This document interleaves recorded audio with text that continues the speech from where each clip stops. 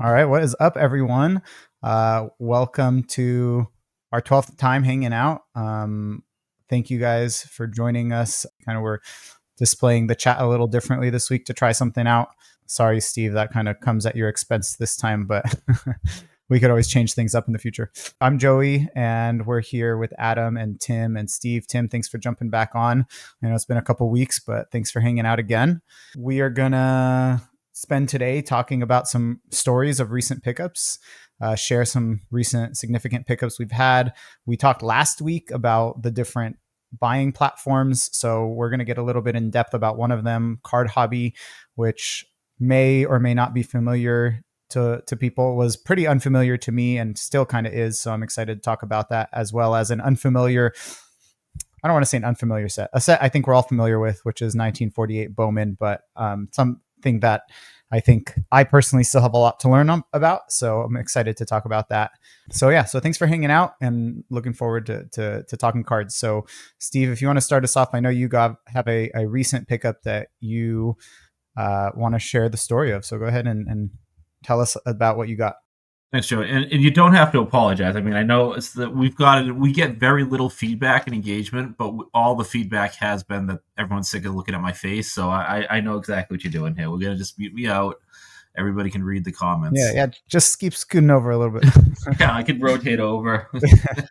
There we go. How's that angle? Is that better? Perfect. Yeah. So I got, maybe we should rename this little hangout time Silhouette Fans Plus Adam, because a couple of these cards are going to be, I shared a Silhouette card last week. I got a couple more this week, but pretty significant pickup. So I've mentioned several times that I super collect Jay Crowder. I'm actually wearing a player hoodie right now. I don't have jerseys like Ryan does, but I got a player hoodie.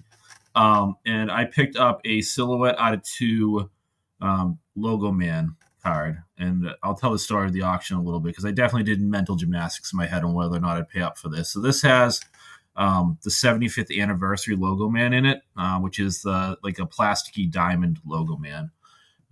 And I think it's really interesting that Panini's kind of gone in on using those Logo Men. I've seen them in many, many sets, since the 75th anniversary, where you compare that to the 50th anniversary, where Adam, I believe there's a rookie or Antoine Walker gold Logo Man floating around in the internet out there. And there's a couple I've seen, I think Dennis Rodman maybe out there, but obviously relic cards weren't around during the 50th anniversary.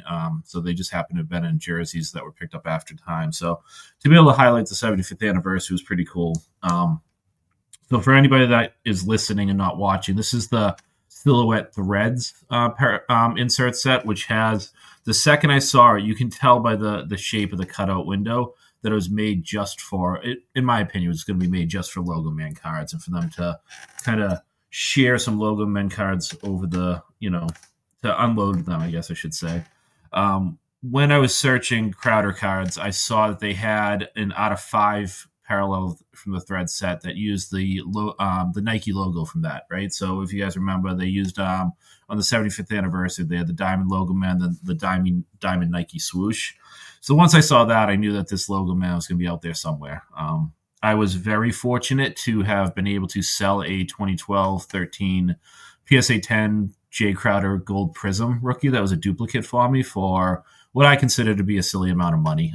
Those things have sort of pumped up again, and I got an offer significantly higher than any offer I've had. So I sold that a few months ago, stashed it aside, hoping to pick something up like this. So I'll just say, because it's public, it's on eBay. If anybody actually cares to laugh at me for what I paid for a Jay Crowder card, I bid my max bid was $752.99. So I always bid on a card I really want in an odd increment. So I won't bid just $750, and I always end the cents in a jersey number.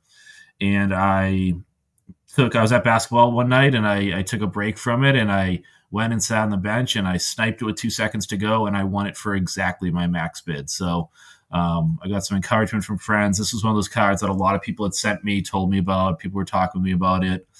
Ryan and Kyle and a few other guys in some group chats, got sick of me probably waxing and waning on what I do about it, because I don't know how you guys feel about the Logo Man. I don't love Logo Man patches. I think what you get for what they cost is a little outside my comfort zone. So, but this should be Crowder's last big card. I happen to have his NTRPA 101, which is a logo man, so I kind of have bookends on that collection. And honestly, if it wasn't for the 75th anniversary aspect of it, I probably wouldn't have paid up for it. But that diamond piece is pretty cool. So just want to share that little story, maybe go a little bit more in depth because I'm sure other people can relate to that. You know, how do you value a card? What do you decide it's worth? Do you have the funds? How do you come up with them, etc.? So this is definitely one of those cards that I had to put some thought into. It wasn't just a smash the bin at my comfort level type of card.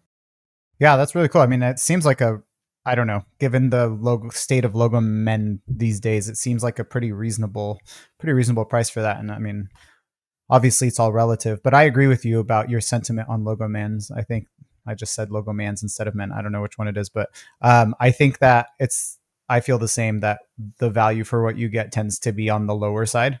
Uh, I also think personally that aesthetically, I just like a nice chunky patch with multiple breaks and colors. But I agree with you on that. Yeah. I I hear you on everything you were saying.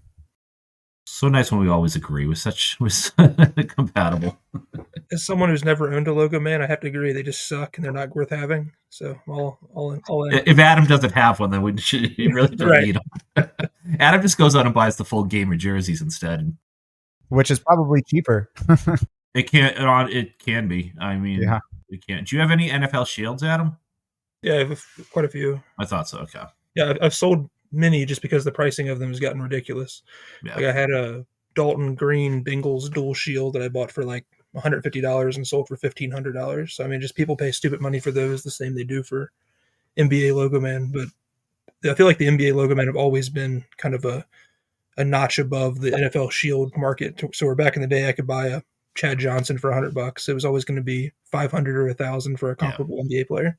Yeah. Just wanted to take a second to say what's up to Kyle and Mike, Caleb, Ryan hanging out with us, even though he's not here today. So thanks for hanging out and chatting us up. Did anyone else have a card story from a recent pickup or mail day that you guys wanted to share? I'll go if Adam doesn't have one. Yeah, go ahead. Or if someone else wants to go before me.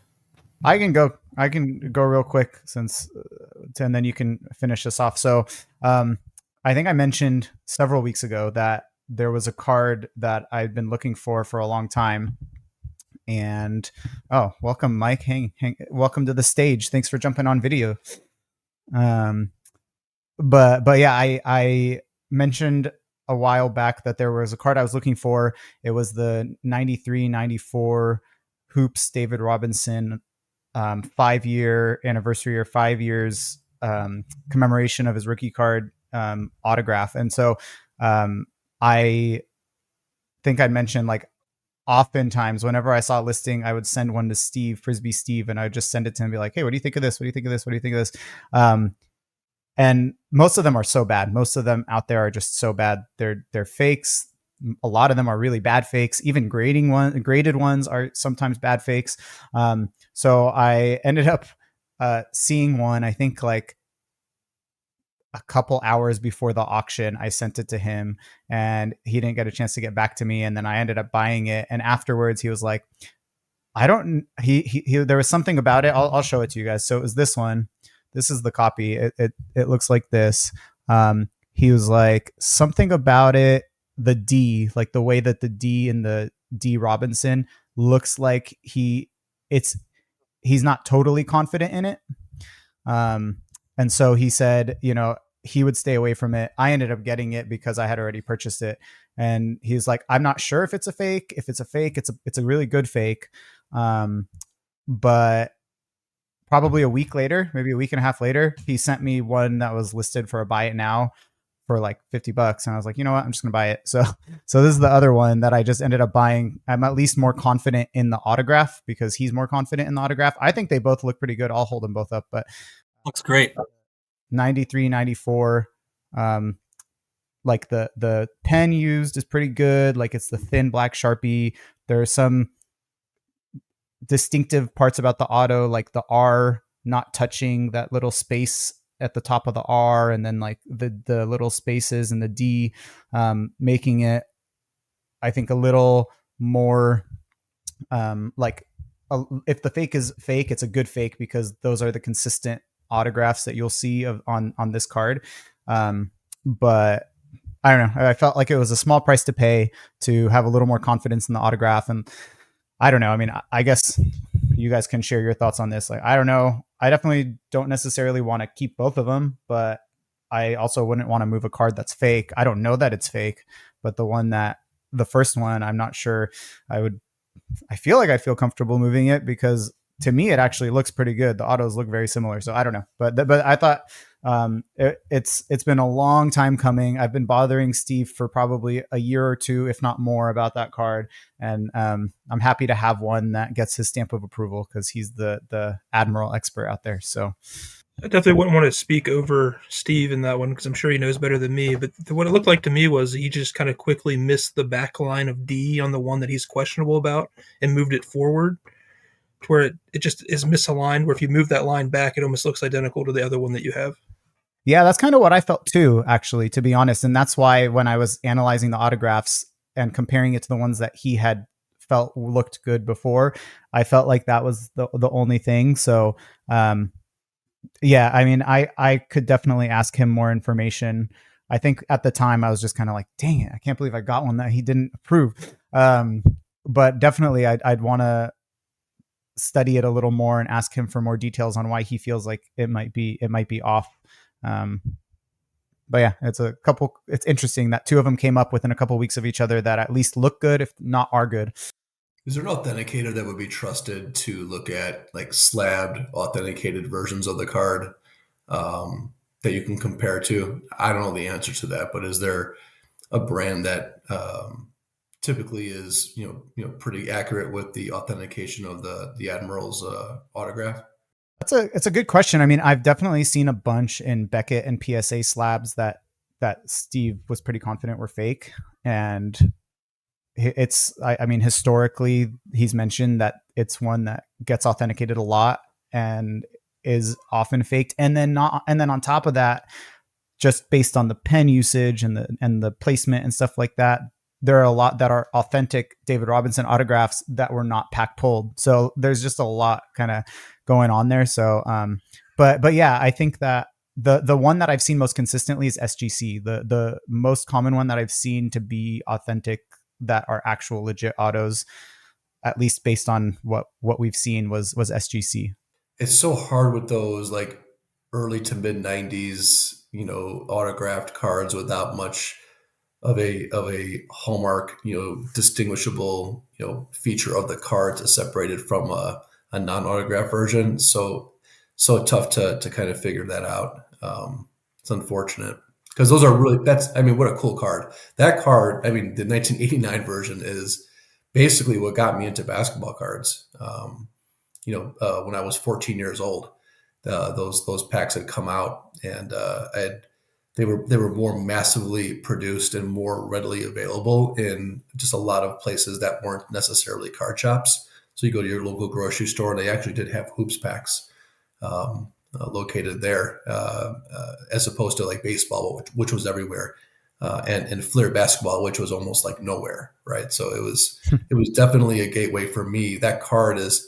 And I've gone back and forth trying to find just like the original. Should I get a PSA copy or something just to have for the? I haven't pulled the trigger. There's so many of them, so it's not like it's a huge rush. But what a cool card!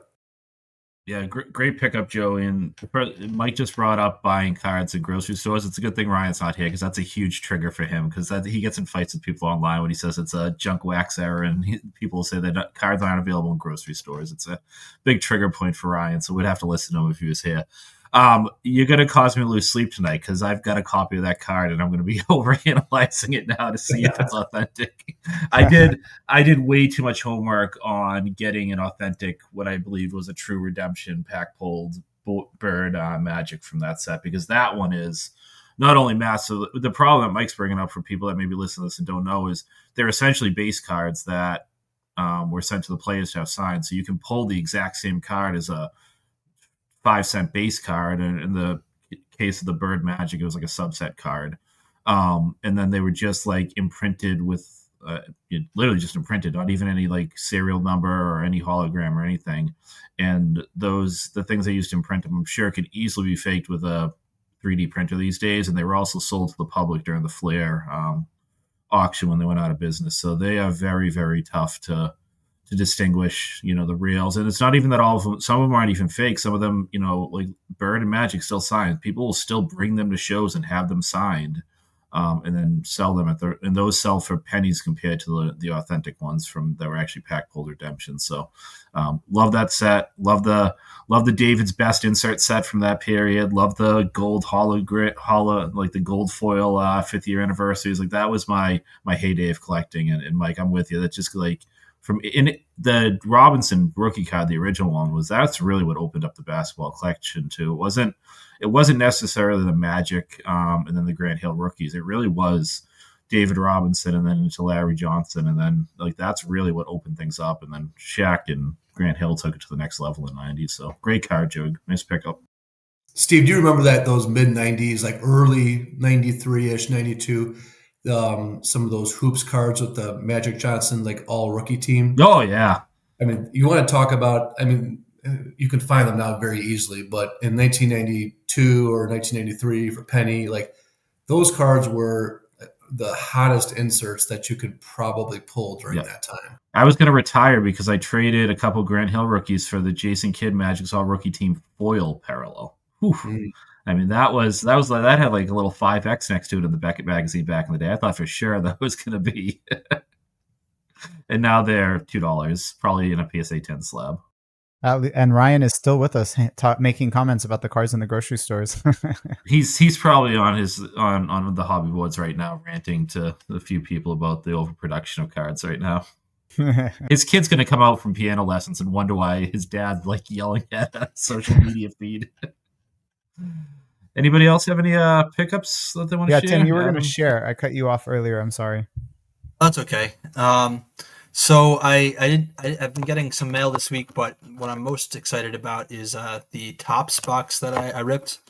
25, 26 Topps. I got it. I was the first one in the store that morning. Took a day off, and it ended up working out. I got a numbered Cooper flag. I don't know if you can see that number, but I don't know if you'd call it a color match, but it's definitely more blue than the normal foils that I've seen of this insert rise to stardom. So I was really, really happy with my set. And I also, to dive into Topps a little further, I also, they come with, for those not familiar with recent Topps sets, like in baseball, if you buy a box, they give you one kind of like a hobby silver pack on top of all the 24 packs. Or if you get a hobby, they give you 2. Yeah, those look really good. Yeah, I like them. They're calling them Chrome Mojo in basketball now. So here's a Cooper I happen to pull from that. These aren't numbered, Nice. but they look fantastic. So they have, I think, the 80-81 design. They're throwing it back. This is 45 years anniversary. So I think these look terrific. I had another Igor Dioman. So I think these are an exciting card to look for when you're ripping Topps. I will say that there's definitely some. It's easy to knock the base cards. Like this is for example, a Jeremy Fears. This is what a base card's looking like. So I don't really like when the words are on the side like that. Looks kind of cheap. It's a copy of course, the Topps baseball this year. But I also just want to express that this Topps set is kind of like hoops. It's the most affordable set, and it's the one that's supposed to be, at within reach for kids, especially. And the higher end sets, the legacy brands, they're going to come. And I think that's when we can truly judge Fanatics' takeover of Topps. But for now, I think that there's a lot of good number cards to get in these sets. And then there's definitely some on-card autos, which you could pull. I didn't get one, but I've seen plenty of people pull them. So I think that there are a lot of chases for, people looking for bigger fish. But I do think that they did a good job on this first set. I'm not going to knock the base too much. So have any of you ripped any or gotten any singles? I have not. That insert, that sounds like a great break. That insert kind of reminds me of Hoops, the Rise to Stardom, when it looks a lot like Hoops, and that's a great hit out of one box. So no, I personally think that Yeah, there was a lot of, I think, I don't know if you follow baseball and baseball cards, but there were definitely a lot of uh, negative response, I think, to that base design this year. I feel like it would be get a lot more love if the pictures were just zoomed out a little bit. I don't know. That was my first response when I saw I think them. so too. Yeah. But I agree. I love those silver pack cards. And I don't know if it's the same in basketball, but in baseball, the autos look great on those silver pack cards, even though they're sticker autos. Like they're really affordable. There's a big following in baseball with those silver pack cards. It'll be interesting to see if that happens with basketball. But yeah, really good looking cards actually. I really like the ones that you shared. Yeah, I got really lucky. Two nice Coopers. Everyone's gonna get the base if you get a box. But I mean, the two nice Coopers, the silver, and then the number one. I couldn't ask for much more. I was super excited to collect him this year. So that's a nice start. I think Fanatics is pretty lucky because there's been a pretty strong showing of the rookie class. The first call it 4 or 5 games of the season. Between Edgecombe and of course Flag's going to always be a popular hit, but yeah, there's a lot of upside to this particular draft where it could be really good thing for Tops and Fanatics moving forward. For sure. I totally agree. And yeah, you're right. Edgecombe. I mean, we kind of knew he was going to be good, but he's playing with a poise. Guys are meeting him at his pace. He's not nervous. He just looks smooth out there, confident. He's really exciting and kind of stealing a little bit of Cooper's thunder right now, even though Cooper has looked good in spurts. But I think you're absolutely right. It's a strong rookie class, but also I actually bought a second hobby jumbo, and I'm keeping it sealed because, this set more than any other is the first one that Fanatics is releasing. And I think with Cooper and, the strong rookie class, this is a set where I think it would be very wise to keep one sealed if you can get your hands on a second, and keep it down the line because, it's going to be the first set that Fanatics takes over forever. And I think it's going to be one that's remembered. My only challenge to that is just for people to keep in mind that this stuff is, and I love it, but it's being printed to the moon. So it's going to be a long time before it's not available at hobby prices. And then I'd also ask, what was the first product Panini released? That's a good point. It's not Prism. What was it? It was something. It would have been a 2000. I don't know the answer to that question. It would have been one of the 2009, 2010 products, and it was a very chaste rookie class. And I'm sure if you went on now, the cards are expensive, but that's because it would have some of those rookies in there. But it's not like people are out collecting any of the 09, 10 stuff because it was the debut of Panini, and I don't even know that people where flagship is different though, and I'm just playing devil's advocate just for the point of conversation because I definitely see the nostalgia of grabbing a box of this and keeping it on your shelf. I think that's people are really excited to have Tops back, but I don't know that it'll be interesting to see. The main thing that I just wanted to bring up though is that it's printed to the moon, which again I love. Like I think it should be. I think a flagship product should be available throughout the basketball season for people to go and get. Yeah, Kyle brings up that it might have been just Panini did have for a couple of years. They had Panini. They just called it Panini, and they used the Knights Lance logo on it. So it definitely would have been one of those. Yeah, I do think that was it. And Tim, did you pick up that off of Topps website? Because I was told recently, things are crazy on resale right now, but when Topps first put the boxes up for pre-sale, they were actually reasonably priced around like $100 or $110. I don't know, something like that. You're talking about the regular hobby box? Yeah, or I don't know, whatever box you I got opened. the hobby jumbo. The price was a little bit more than I thought. It ended up being, I think, like $470 with tax, something along those lines. So it was a little steep, but I think it was an exciting set, and the rookies were getting people excited. Got me excited anyway. So yeah, it was a little bit pricey. And but was that at Topps, like off their website when they did the pre-sale? I went to a store. I was the first person at my local store, Grand Slam Collectibles on Long Island. And Tim, I know I'm just curious about, and we don't need to do a whole review, but I believe the standard hobby is not a guaranteed auto. Jumbo has at least one guaranteed auto per box. Were there any other notable differences that you know about between the two releases if people are at shops, getting some?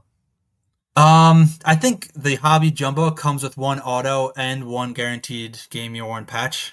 Okay. which is nice because I think in Hobby Jumbo for baseball in the past, correct me if I'm wrong, maybe this year it changed, but I had been collecting them for years and always buying Hobby Jumbos, and I think it was one guaranteed auto. I don't know if they included the patch as well, so that was a nice little addition compared to baseball. Um, but yeah, I thought it was a pretty good set. So a couple more guaranteed hits, and I'm sure there's some sort of jumbo only parallels because there's a million parallels. But I did And I the got auto maybe like difference. 5 or 6 numbered cards too, which was nice. That's good. Yeah. Good.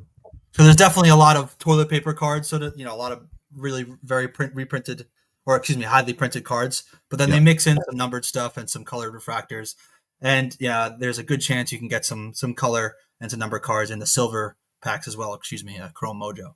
So I think that there's some good chases. Very cool. Nice. Just some stuff from the chat. So Gary mentioned he's glad that they're back to releasing sets at the start of the season. I thought that was really cool too. I like that it wasn't like hoops that what in the past couple of years has been November or something when it's come out, mid-November. So it's cool that right when the season starts, we get hoops coming, Topps flagship coming out, which is really cool. Yeah, do you want? Can I say one other thing? I generally my review is good. I have to say one thing I'm very not happy with the first Fnatic set. This is again the one that's supposed to be the most in reach for kids, and they should be learning from the back of basketball cards like we did in the 80s and 90s. Where are the stats? Is it costing them money to put career stats up there? I mean, we had like 20 years of stats on Vlade Divac's card when he was on the Lakers. Like, why not have stats? Has there ever been like a story that Topps or Panini or Fanatics has said why they don't do that? Time is money. Come on, I mean, how hard can it be? I mean, we got AI now, right? Like, Yeah, seriously. like why not? Like, kids need to be learning about the history, and I think that's something that really gripped me, no matter whether it was baseball or basketball growing up. And I think kids are going to have to dig on the internet to find it now, which maybe some will, but to have it on the back of the card, I think is big for kids. And the fact that they don't have it, it's sad. Yeah, agreed. I completely agree with that. Ryan did mention this before, but the pictures leave a little to be desired in the sense of there's a lot of non-action shots. And Caleb brings up an interesting point. Time out, Joey. So Ryan says that he wants fewer dribbling or passing photos, but his YouTube avatar is Gallo holding a basketball in a basketball card. So let's just call it the hypocrisy right there for that one. All right, sorry to interrupt. Continue. But I do think, to his point, I mean, one of the distinctive things about Topps, especially before they lost the license in 2009, was that their flagship set had good photography. So it's kind of disappointing to see that they're going the way of now, like Panini, where only the photo focused sets will have great photography, like Photogenic or Stadium Club or whatever. So yeah, it's an interesting point. Caleb was talking about, and this might be something to talk about another time, is he was asking whether we should save the nice photos for really short printed or variation cards or whatever. So just some stuff to think about. But yeah, anyway. Also, one other thing before we move on from Topps, Steve asked before about if there's anything else like other chases in these hobby jumbos. Now, this could be in either a normal hobby or a hobby jumbo, but one thing that for people to look out for, I'm not sure, Mike, you can correct me, or Steve, you can correct me, if in the 90s they had short printed Topps cards, like in the base set they had 300 cards or 350, but were there short printed versions of players' cards? Because in the modern set, they have short printed versions, which means it's a rare new photo of that player. And there's short more something they took from they've been doing that with baseball with the photo variations for the last several years. That's newer to not super new to the but definitely new to the basketball side of things as far as talking. So those pictures I think are I mean, they're chases, but they're definitely going to be nicer photos. I've seen a couple of them that I'm definitely maybe buying down the road. So those are also something to look for in Topps. That's interesting. Kyle mentioned that a lot of the photo variations are not quite the best. He uses the word sucks, but I don't know. To be honest, I haven't followed much of the singles, so I'm not sure. But I don't know, Mike, if you have a thought. Nothing from the 90s, but the baseball releases are like Stadium Club photo variations. I mean, there's some these are very highly collected cards because the photos are, really, really top notch. And so that's hopefully something to look forward to, moving forward in future releases from Topps and some of their other brands. But yeah, I do have a card to share if we have time. Yeah, It have at seems like it's like a hoops theme tonight, it. and so I'm going to share one from the '90s. This is from 1998-99 hoops. The story behind this particular card, and I'll flash it up here, is a card that have been searching for the better part of you know uh, almost 30 years, but 27 years or so. So this is 98-99 hoops starting five. Story Awesome. behind these is it's simply a parallel, to the regular set, but an extremely hard one to find. A lot of the parallels from that 98-99 year, which was affected by like the lockout of the NBA. I think there was just a lower demand for product, and not a lot of got ripped. Plus, it's a very, very subtle, kind of stamping that gets placed on the card. And so these are real ghost cards for player collectors, and I've never seen another example of it. And as it just turned out, as I've mentioned in a couple other episodes, a really, really awesome collector reached out to me on Instagram and just simply asked me or told me, "Hey, I think my father has a Glenn Rice starting five from hoops." Just a random, just first time ever communicating. I'm just like, so I responded like, "That's amazing, right?" If you ever get it, and I think I even said if you get a chance to see his collection, you just send me a picture of it. I'd just love to see an image. And he did, and I asked if they were open to moving it, and back and forth with that, made a deal. Actually drove down. He was in Memphis, Tennessee. I'm up in Chicago, and because I wanted the card so bad, I'm like, I'll make it easy on you. I'll drive down there. I'll pick it up from you in person, cash deal. No post office hassles, no nothing. Left my house at 3 a.m. on a Friday. Got down there about 7.5, almost 8 hours later. Got the car, a few pleasantries. Met him. He was an awesome dude. Got right back in the car, headed back up north, and I was home by 7 o'clock 7:30 that night. Wife thought I was absolutely insane, but it's some of the things that we do, to kind of acquire a car that I didn't want to take any chances, and I wanted to make it as easy as possible on them because they were kind enough to sell it, and that took place over about a 3 weeks amount of time. So one of my favorite absolute cards in the collection at this point. You are a little bit insane, but that's awesome. Congratulations. That's a great pickup.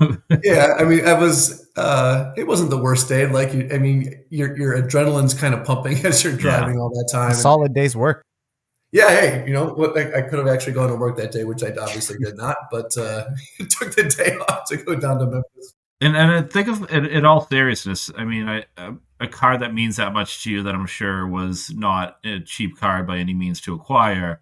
The stress that would have been dealing, trying to making sure the transaction goes through, and then if it delivered safely, and then confirm it's delivered safely. It's like if you can hop in your car and 7 hours is within your comfort zone, you take a day off and listen to an audiobook and go and meet some collectors.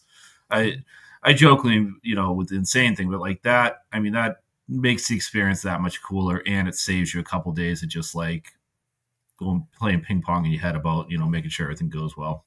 I've got a card right now at eBay authentication. I'm sorry. It's been at least 3 weeks, and this is a very serious card as well. That I'm just stalking the eBay site to see when this thing is good. It did get delivered eventually to the PSA authentication hub. And it's been sitting there for over a week with no movement. So, it induces a bit of anxiety when you're waiting for a card like this. That's pretty serious. Yep. So, yeah, it takes the stress out of it for just to go get it in person. To ease your concerns there, I've had 2, maybe 3 cards through the authentication process in the last 2 months, and I've complained to others online, and it seems like a week minimum of it just being stuck at the authentication hub is pretty par for the course right now. So I'd expect you're hearing something from them, hopefully by the end of the week, but a week is the minimum right now. That just gets hung up there. Well, I appreciate you sharing that because Yeah, I don't know. It was a raw card, so it probably has to go through a few extra steps. It wasn't graded, right? So yeah, hopefully within the next couple of weeks it arrives. We'll see. All right, awesome. Good luck on that. Steve, I think this is a good time to transition. So you have another bit of mail to share. Yeah, so Joey, Adam, Ryan, and I were talking offline, and one of the questions that came through last week that people want to discuss is how we use all the different sites. And I don't think we'll do like a series, on this, but I do think when we have some time to talk about things, talking about whether it be the auction houses or ComC or tonight CardHobby. So I got 2 cards, both 24-25 Panini cards, a pair of Boston Celtics champions. So I have oops, wrong one. So I've got I'm upside down. I cannot work with this mirror thing, but I've got a Sam Hauser silhouette out of 10, jumbo patch right there. It's a large piece of his number. Panini kind of did us dirty. There's a good chance this is finals game worn, but they didn't give us all the information we need to confirm that. But a finals logo man 101 from this set is for Hausers out there. And then I got a second card, which is a Drew Holiday. Ooh, all the way. There we go. Panini 1-in-1 patch auto. So on card auto. Just a couple of cards. I like to pick up, I don't need a bunch of cards of Hauser or Drew, but I like to, especially where they won a championship with the team. I like to have at least one in my PC. Got both these off CardHobby. So I just thought I'd do a quick rundown. CardHobby is an Asian-based, basically eBay. You can do auctions on them. People can do buy it nows. You can send offers.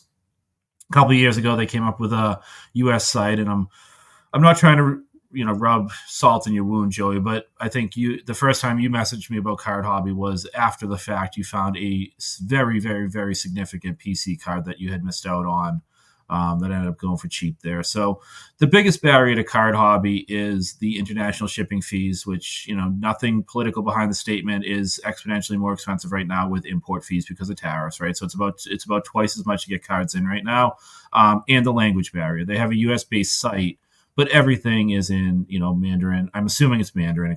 Maybe it's not, but they're in Chinese characters. So it's a site where you can't search for very specific stuff. And Adam and I have talked about this. You got to search in sort of general terms, right? So I'll search for just Crowder, and I've actually figured out what the characters are that spell out Crowder. But even with those, 3 characters, I still get a bunch of soccer cards and stuff. You search in general terms. You might search for Celtics flawless if you just want a couple flawless cards, or you might search for just a player's last name, or 2024 immaculate, and you're just going to have to filter through stuff. It's impossible to snipe there because of the time difference. So you got to sort of just put in your bid, and then again, I think standard shipping right now for international stuff through UPS, it used to be $35. I think it's gone up to $55 based on a shipment I just got. Plus you pay a couple different taxes and buyer's premiums, and then on a shipment I just got that was a purchase value of $180, I had to pay an extra $35 before UPS would drop it off my front door, which is an import fee, which is new, over the last couple of months. So you definitely have to learn the site. I learned it I had a very good friend in the hobby that was over in New Zealand, plus another friend that's stateside that used the tradition that the guy, my buddy Tim, that's stateside, he was actually contacted by CardHobby to sort of be a beta tester of, what it would be like for a US buyer back in the day. And so I've had a lot of people help me with growing pains on the site, but when possible, there's some steals to be had. Like those houses I got for a good price. The Drew Holiday I paid like eBay comps for, but there's some stuff I don't buy on their rare. What I normally do is if there's like a 101 Crowder on there, I'll buy that. And then over time, you can kind of fill up your inventory just like you would ComC. So I'll just add other stuff to it to make that $55 shipping fee be for 20 cards and not just one card. But just thought I'd throw it out there. I mean, obviously, I can't go into depth about how I use it. And Adam, I don't know if you want to. I know you've used the US site just as long as I have. I don't know if you have anything you want to add to it, but just thought I'd give a quick overview. Yeah, I mean, the biggest thing I would say is just being kind of mindful of what you're spending. It's not like eBay when you bid $20, it's $20 all in. You're going to definitely have some more fees to accrue. The import fees, as you said, are new. What I try to do the best I can is be even more vague than what you're saying. Like if I'm looking for Celtics flawless cards, I would just look up flawless by itself and look through all the last auctions ending that day, or a player's like name. So like Giroux, for example, I wouldn't type in Holiday. I would just put Giroux because it's more unique. But anytime you get super specific on there, you end up getting nothing. So you kind of have to be as vague as humanly possible, and you can definitely find really good deals. I mean, the best days are definitely behind us with the way the fees and structuring of things are there, amount of users, all of that. But for a while there, I was spending way too much time and money on CardHobby day in and day out, and there was so much stuff on there. And when I say fees, and I agree with you, Adam, that was great, well said. I don't, no shame to CardHobby. I think as they've scaled up, they've just realized that in order to do business, like they've added, like I've done the math. It's a Massachusetts state sales tax or some sort of stateside sales tax that I have to pay. They charge you like about $2.50 USD to have the card shipped from the seller to their warehouse. So they've had to scale up, and they charge 5% buyer's premium. That's not astronomically high. I'm assuming that's like international credit card fees, right? So it's not like they're, other than the import fees, which are a huge headache, the other ones are manageable. You just have to, unfortunately, a few people generally end up overpaying for a card or two or mistime their shipping and be like, oh, well, that's my learning curve. So no shame on CardHobby for the fees. I think they're very reasonable when you're talking about international deals, but they are adding up over time.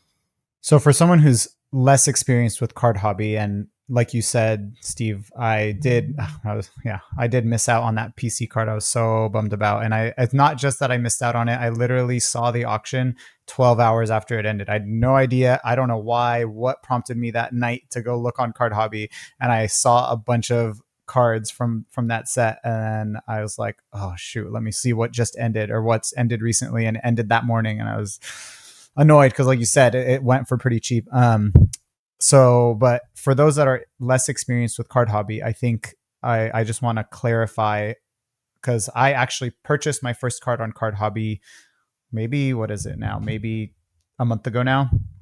And so the fees that are stated on the actual listing are the shipping from the seller to the CardHobby warehouse, the buyer's premium, which was that 5%. And then the third one is the state tax. That's the Massachusetts one you were referencing. That's listed on the listing. It's some sort of sales tax, but then when you go to checkout, there will be additional state taxes. So the $55 will be the shipping rate, and then there'll be another like tax fee that gets added to it. It's when not a you're ton. Requesting a shipment. Yep. So when you go to pay for the cost of shipping, there will be another tax fee. It's not a ton. I think for the 20 cards I had shipped to me, it was maybe $11, right? So it's not even $1 a card. But then when it comes stateside, you've got the import fees, which were, percentage wise pretty hefty this time. Okay. So that state tax, when you're checking out for shipping, is different than the state tax that's listed that they say will be paid in their warehouse. So there's two state taxes. There's one Chinese state tax, and then a later state specific, US state specific tax. So that's a few things right there. And then that shipping fee. And then I don't think we've mentioned it yet. On top of what are we at now? 5 fees, I think. The 3 that are on the listing, the shipping from China over here, and then the additional tax over here, you have a 5% credit card fee, right? So I think I messaged you when I bought my first card. I was like, I feel like I'm getting shafted from them with like every step along the way, I'm being charged extra fees. And I don't know. Like, I can't say I'm super disappointed. I think like I got my card for a fair price. It definitely maybe was not a steal like I thought it was, but maybe that explains why I was like, oh, this is less than I've ever seen this card go. Yeah, and I think part of it is the language barrier of the site being, not at all in English, because, if you were dealing with a seller or a company, like there's a seller that I've bought from a few times that's based over in France, like through his website, he's got it based in English because we in this country don't know many other languages, right? And he's bilingual. So I can see the breakdown of like what is like a currency conversion fee, because going from USD to the euro, et cetera. So I can see a lot more of what the fees might be when I'm doing business on his like website store. Whereas I think the CardHobby, it's just they label everything as state tax. And I'm sure if you went through their, all of their documents and you were to translate, you'd be able to see what it all actually goes towards. But it does. You think you got a card. Oh, this card sold for $45 on eBay and I just got it for 28. No, you got that for $50 by the time you actually have it in hand. So you do have to learn how to bid, conservatively on that site if you're going to use it. And what I'd recommend is maybe where you go on this, Joe, is I would not bid on a card on that site unless it's a card you have that I need this card feeling, and I might not be able to find it otherwise. Throw in a low bid so that it's in your account, and then reach out to people who've used the site and really talk about what those fee structures look like, so you don't end up overpaying for yourself. But if you think you're interested in using the site at all, I would definitely download their US app and at least set up an account and just get used to sort of navigating it, because it is a different setup.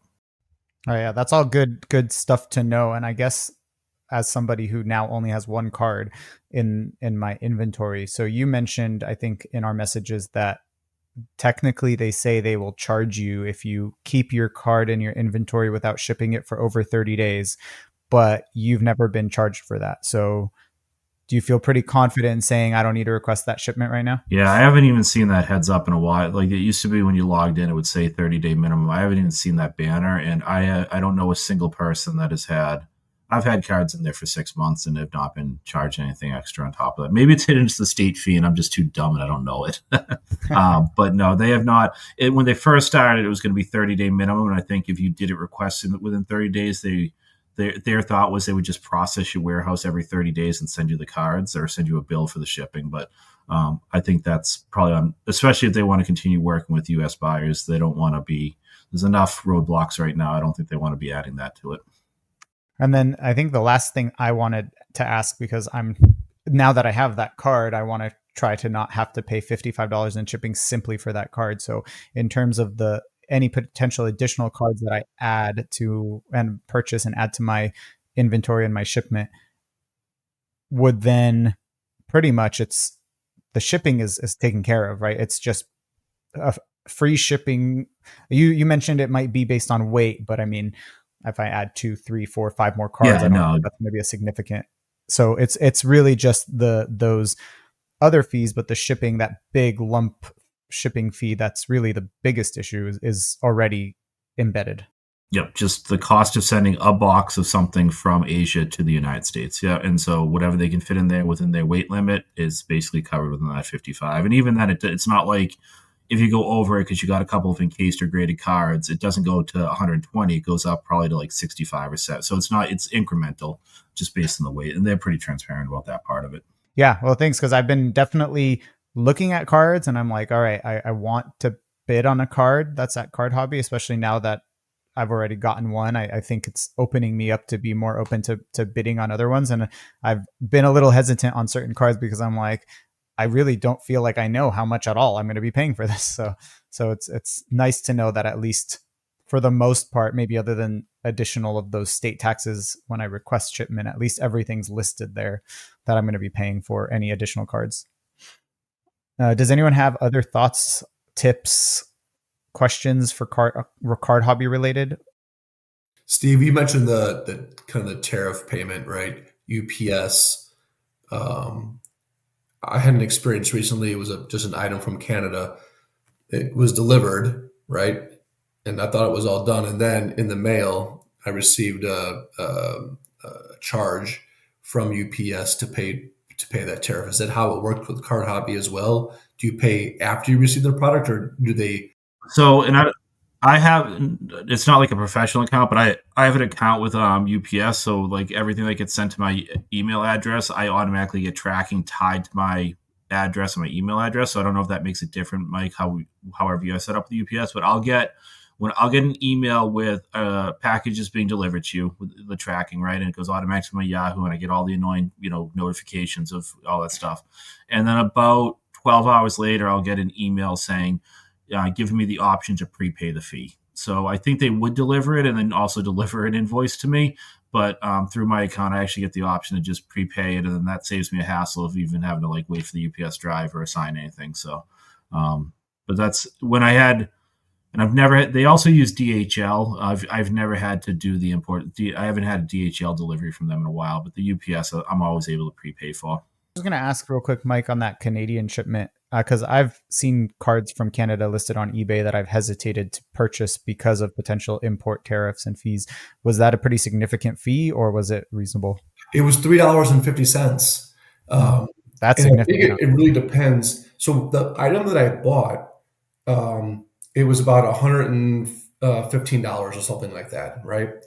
And it shipped, all good. And but on the invoice, the seller had placed the dollar value of what was in the box of like $40 or $50 or something like that. He didn't put the actual sale price from eBay. I never asked him to do that, right? He just did it on his own. So whatever, and then UPS breaks it down. I'm not sure, Steve, if you've seen the same thing, but when I looked at the breakdown, there's a charge and a fee and a this, and then you get like a discount of some sort through UPS. I don't know what that means, but anyway, it came down to hey, go to the website, pay the $3.50, and you're good. So I don't know if it would have been more had he put down. Obviously, it would have been more if he put down the true value of the purchase of the $115.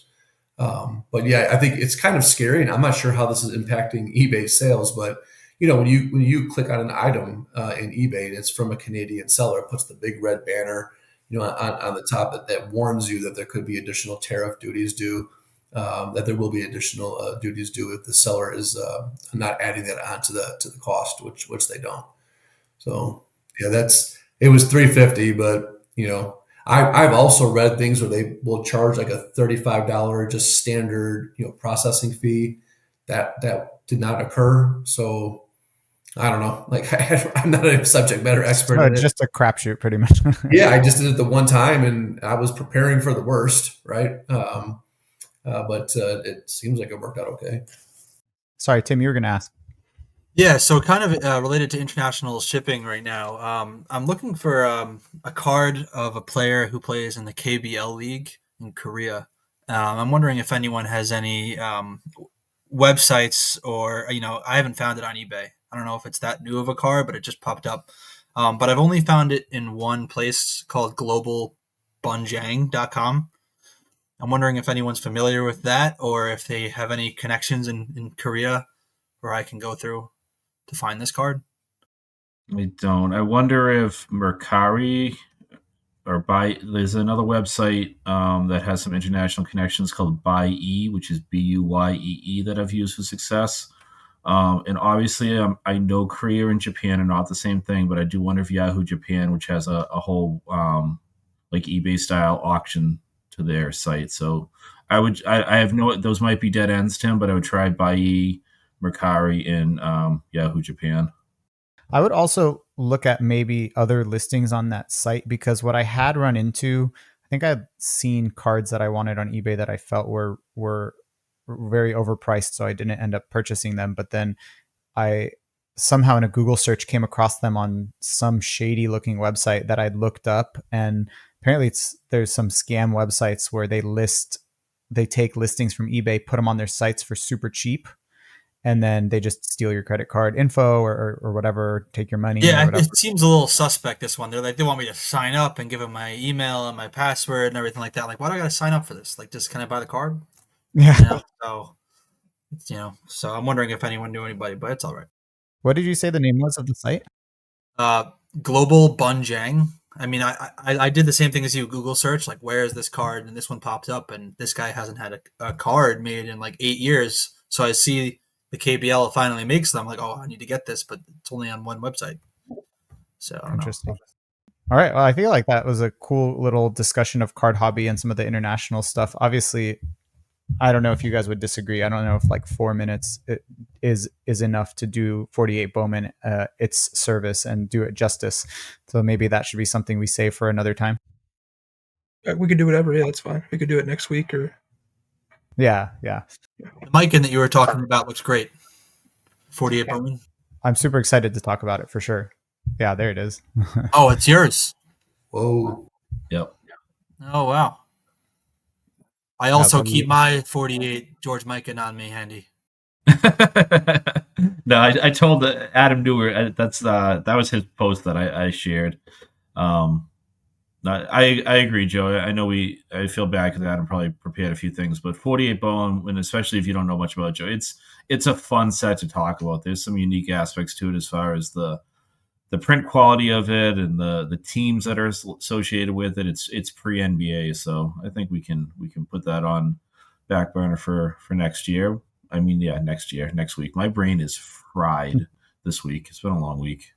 Adam, what can I see the centering on that? Like, that looks to be like at worst 60-40. Is that at worst? Yeah, I would say at worst you're probably pretty right there.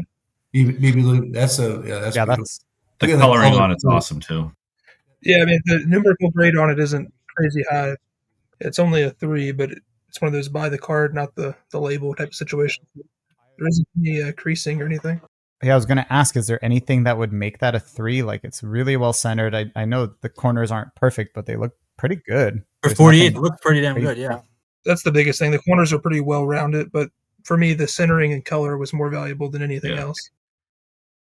Yeah, that is beautiful. Yeah, I look forward to talking about it for sure. For one of the, I think I'd mentioned in the past that I watch a lot of the vintage baseball stuff. What they call, a lot of them call those honest corners, right? Like if you get a card that's now 80 years old nearly, and they're nice sharp pointy corners, that something's a little fishy there. Yeah. Especially because the cardboard is just so soft. I mean, if you've ever held one of those cards that's raw, I mean, it just the texture, they're just such soft material that, yeah, good to the people that somehow kept them pristine or found them back in the day. Because those a vintage card, you go from a 3 to a 4, and you can be talking thousands of dollars in difference in price. So, And that's one of the weird examples too, where more people I feel like on that card or cards of that caliber, I guess you would say, care about the look rather than the grade. Because yeah, like an authentic just sold altered copy for like $11,000. Then a 4 that did not look good just sold for like $7,000. So the value proposition of them is completely different based on how they look rather than the grade itself. yeah, Obviously, if that's you well get a said. 7 or an 8, the grade's going to carry the weight. But when you're talking in that reasonable realm, the appearance of it makes a big difference. Yeah, those eye, like the eye appeal of the card is so big with those cards that old. Absolutely. Cool. Does anyone have anything to round us out kind of before we go? Any thoughts on anything? Russell Westbrook looks pretty good in Sacramento. It's probably about the only thing. I got him on. I haven't watched a single. I'm not watching a Kings game, Joey, but I got him on my fantasy team as an injury filler, and he's going to be some points. So Oh, I yeah, guess he's looking pretty good out there that's in a good time. Sacramento. 2 starters or two big rotation players injured right now, and the whole team sucks. So so it's good. Yeah, they just have this way of just sucking at everything. Like even they were in the third quarter against the Thunder a couple days ago, were up by double digits, and of course like squander it, and they lose pretty badly. And it's like it's one thing if you have a team that's playing well or at least competitively, but they're just like embarrassingly lose leads and embarrassingly play basketball. So I don't know. Those cars are going to look nice though. Yes, I know. I am excited for some of those Westbrook Kings cards. We'll see. And We'll if I can leave this podcast with one note, if anyone has any higher end Kevin Durant, OKC, or Golden State cards, I'm looking for those. Please message me on Instagram.